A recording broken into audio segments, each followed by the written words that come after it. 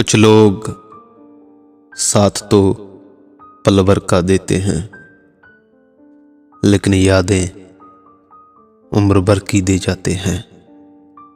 Hello नमस्कार, मैं हूं आपका दोस्त इंदर चौहान। हमारी आज की कहानी है खामोश आंसू। उस रात जब चांद अपनी चमक खो चुका था और शहर की सड़कों पर सन्नाटे का शोर था,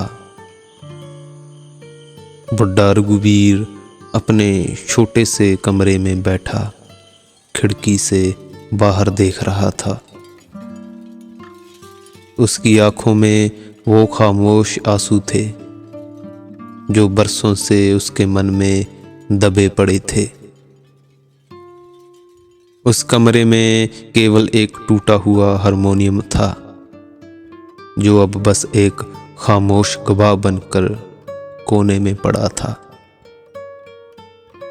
सांसों की धीमी रफ्तार के बीच उसने कांपते हाथों से हारमोनियम की धूल झाड़ी। उसकी उंगलियों ने जब पहली बार उसके पर्दे को छुआ, कमरे में जैसे एक हल्की सी कंपकपी दौड़ गई। ध्वनि नहीं निकली, पर उसके भीतर दबे संगीत की एक नदी उफान मारने लगी। उसे याद आया वो दिन जब उसका नाम बड़े बड़े मंचों पर गूंजता था। लोग उसकी धुन पर झूमते थे और वो उस भीड़ में अपनी खोई हुई प्रेमिका मीरा को ढूंढा करता था। मीरा, जिसके काले बाल उसके चेहरे पर गिरते हुए हर बार उसके दिल में एक नई धड़कन पैदा कर देते थे। वो मीरा जो उसकी हर धुन में अपना नाम खोजती थी। पर एक दिन अचानक मीरा चली गई और उसके साथ ही रघुवीर के संगीत का वो हिस्सा भी जिसमें उसकी आत्मा बसती थी। वो रात आज भी रघुवीर के मन के किसी कोने में ताज़ा थी। बारिश की तेज बूंदें, मीरा का भीगा चेहरा और उसके कहे वो आखिरी शब्द, रघु, संगीत से कभी मत दूर जाना।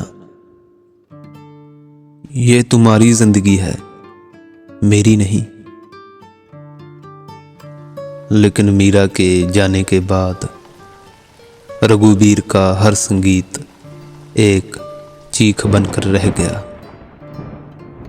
उसने हारमोनियम बंद कर दिया और खिड़की से बाहर उस अनजान सड़क को देखने लगा जहां वो उम्मीद करता था कि कभी मीरा लौट कर आएगी। उसकी आंखें अब भी इंतजार करती थी, खामोश मगर नम। हर रात जब चांद छुप जाता और शहर के लैंप अपनी मध्यम रोशनी में जगमगाने लगते, रघुवीर उस टूटे हारमोनियम पर अपनी खोई हुई धुन बजाता। वो धुन जिसमें दर्द था, प्रेम था और एक अधूरी कहानी थी। उस रात जब खिड़की के बाहर हवा में एक अनजानी सरसराहट हुई, रघुवीर को लगा जैसे मीरा की हंसी फिर से गूंज उठी हो। उसकी आंखों में खामोश आंसू बहे और उसने पहली बार महसूस किया कि उसकी मीरा कभी उसकी धुन से दूर नहीं गई थी।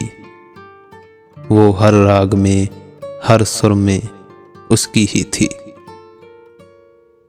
रघुवीर की उंगलियों ने आखिरी बार हारमोनियम पर वही पुरानी धुन छेड़ी।